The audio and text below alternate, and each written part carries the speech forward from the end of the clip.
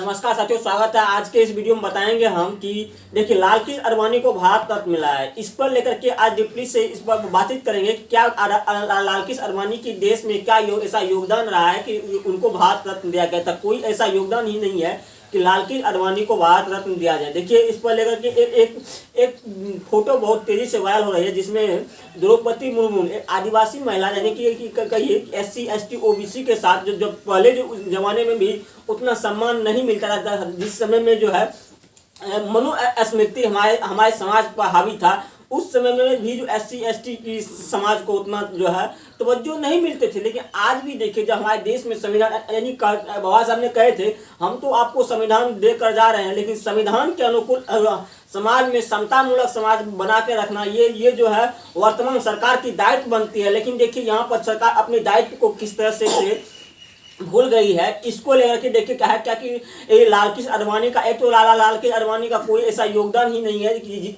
जिस योगदान के वजह से समाज में एकता संपूर्णता और कायम रखने में कोई ऐसे एक योगदान बता दीजिए जिसमें लालकृष्ण आडवाणी जो है भारत रत्न के योग है। लालकृष्ण आडवाणी भारत रत्न के योग नहीं है। इसको लेकर के सोशल मीडिया पर विभिन्न यूजर्स ने अपने राय देते हैं। खास करके एक फोटो तेजी से वायरल हो रहा है, जिसमें लालकृष्ण आडवाणी ने भारत रत्न लेते वक्त उन्होंने कुर्सी से खड़े नहीं हुए, जबकि भारत रत्न देते वक्त जो है सभी लोग तालियां बजाते हैं और जिसे भारत रत्न मिलता है वो कुर्सी छोड़ के कम से कम खड़े होना चाहिए। लेकिन यहाँ पर देखिए, आप इन्हें भले ही आप स्वास्थ्य के हवाला दे सकते हैं, लेकिन ऐसा भी नहीं है कि लालकृष्ण आडवाणी को डॉक्टर ने किसी वजह से उन्हें कुर्सी पर से खड़े होने के लिए भी मना कर दिया हो। देखिए ये एक बहुत गंभीर समस्या है कि ये अपमान सिर्फ राष्ट्रपति द्रौपदी मुर्मू का ही नहीं है, ये अपमान जो है हमारे भारत रत्न सम्मान का भी अपमान है। दूसरी बात देखिए, जो इस तस्वीर में आप देखते होंगे कि उस तस्वीर में देखिए द्रौपदी मुर्मू खड़ी है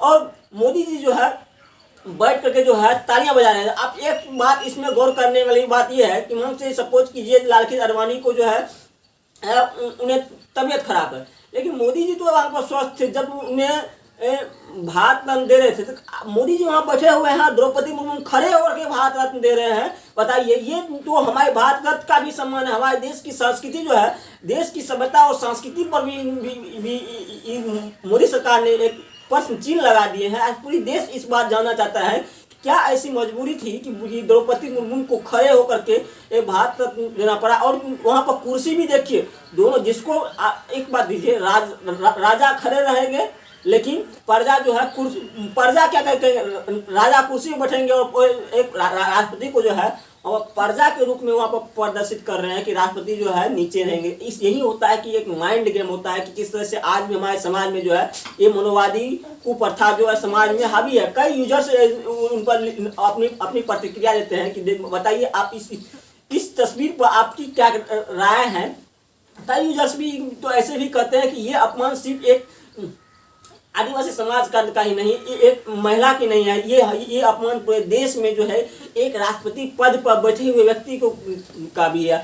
अब बताइए, इससे पिछले बार भी जो है नए संसद का जब उद्घाटन हो रहे थे तो वहाँ पर जो है द्रौपदी राष्ट्रपति मुर्मू को जो है वहाँ पर निमंत्रण तक भी नहीं भेजे थे। ये होता है कि SC ST के साथ आप किस तरह से समाज में भाव करते हैं। जब आप भाषण देते हैं, सरकार जब बड़ी बड़ी बातें बोलते हैं तो बोलते हैं भाइयों बहनों हमने जो है ST महिलाओं को जो है राष्ट्रपति तक बनाया। आपको वोट लेने का एक अच्छा जरिया तो सरकार को बन जाते हैं, लेकिन यहाँ पर क्या उस महिलाओं के साथ किस तरह से व्यवहार किया जाता है इसको माने रखता है। जब इससे ही संकेत निकलता है कि सरकार जो है किसी राज्य के मन के प्रति कितना जो है टेढ़ी है। खास करके अगर देखिए होता कि हमारे समाज की एक संस्कृति है जिस समाज में जो है महिलाओं को विशेष सम्मान दिया जाता है और देना भी चाहिए। महिलाओं की सम्मान हम नहीं करेंगे तो क्या। एक बात इस बात को इसमें देखिए, हमारे संस्कृति को किस तरह से मनोवादी ग्रंथ में जो है दोहन किया जा रहा है। इसको इस बात से समझिए कि मनुस्मृति ग्रंथ के अनुसार महिलाओं जो है वो देवी के रूप होती है, जबकि विज्ञान और संविधान के अनुसार महिला देवी के रूप में वो भी एक इंसान के रूप होते हैं।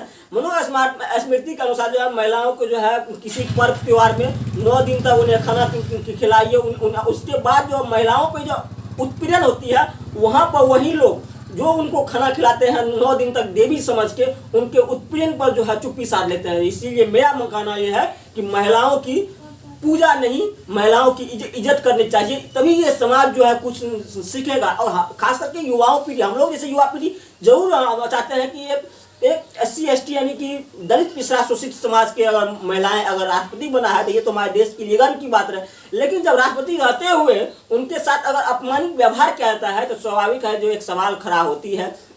कई यूजर्स, अब कुछ सरकार के समर्थक भी आ गए हैं, कुछ सरकार के स्वघोषित समर्थक भी जो अपने आप को निष्पक्ष बोलते हैं, हालांकि नाम लेने से दिक्कत कुछ लोग को होती है, इसीलिए नाम उनका कहना है कि नहीं, राष्ट्रपति महोदया का कुर्सी बगल में रखा हुआ है। अरे यार, जब राष्ट्रपति महोदया का कुर्सी बगल में रखा हुआ है तो फिर जिसको भारत रत्न सम्मान मिल रहा है उनको खड़े होकर के क्यों नहीं आ गए वहां पे राष्ट्रपति महोदया के कुर्सी के पास सम्मान लेने के लिए।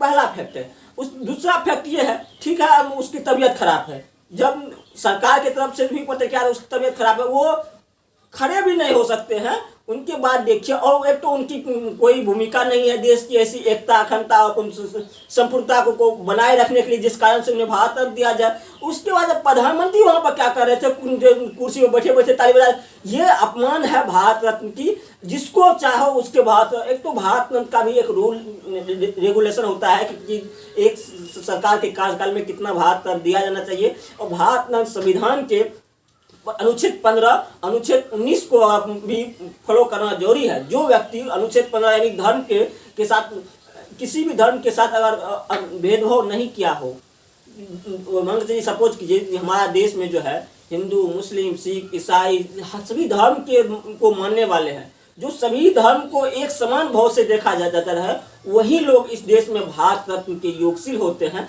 न कि हिंदू मुस्लिम करके जो है अपनी पॉलिटिकल छवि को आगे बढ़ाने से वो भारत रत्न के योगशील नहीं होते हैं। तो ये बात आज पूरी देश जानना चाहते हैं कि लालकृष्ण आडवाणी को किस रूप में उन्हें भारत रत्न मिला है, ये आज पूरी देश की जनता पूछ रही है। ये देश इस बात को जानना चाहते हैं कि क्या ये लोकतंत्र में जो हमारी जो संवैधानिक नियम है, क्या वो संवैधानिक नियम को फुलफिल किए बगैर जो है आप किसी को भारत रत्न देते, ये आप क्या कहीं सरकार जो है ये सरकार अपनी पॉलिटिकल एजेंडा को जो मजबूत करने के लिए, यानी कि सपोज इस बात को कीजिए कि अभी सरकार में है कि हिंदू मुस्लिम करके जो है एक जनसंख्या को सैलाब बनाया जा रहा है। किसी ये समझिए, इस बात को इस तरह से समझिए कि हिंदू मुस्लिम का मुद्दा सरकार को जो है सत्ता तक पहुंचाने में सफल होती है। अगर लालकृष्ण आडवाणी को, अगर जिस लालकृष्ण आडवाणी को लालू यादव ने बिहार के भागलपुर में उन्हें गिरफ्तार करा दिए थे इसको लेकर के कि नहीं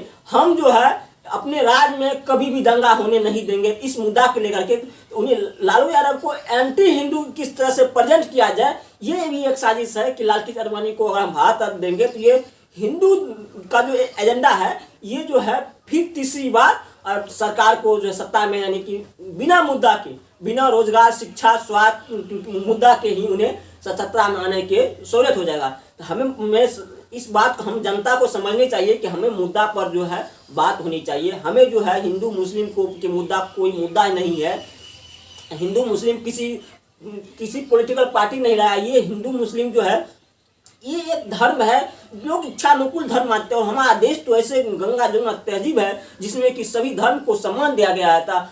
आज बताना चाहिए कि ये एक दलित पिछड़ा आदिवासी समाज की महिला पर ये अपमान क्या किस रूप में देखा जा रहा है, ये सरकार को इस पर प्रेस कॉन्फ्रेंस बनाते हैं। आज तक तो 14 से लेकर के 24 तक में आज तक आप सरकार का एक भी प्रेस कॉन्फ्रेंस नहीं देखे होंगे। जबकि मनमोहन सिंह की सरकार थी तो लगभग अपने कार्यकाल में 52 से 54 प्रेस कॉन्फ्रेंस उन्होंने कर चुके थे।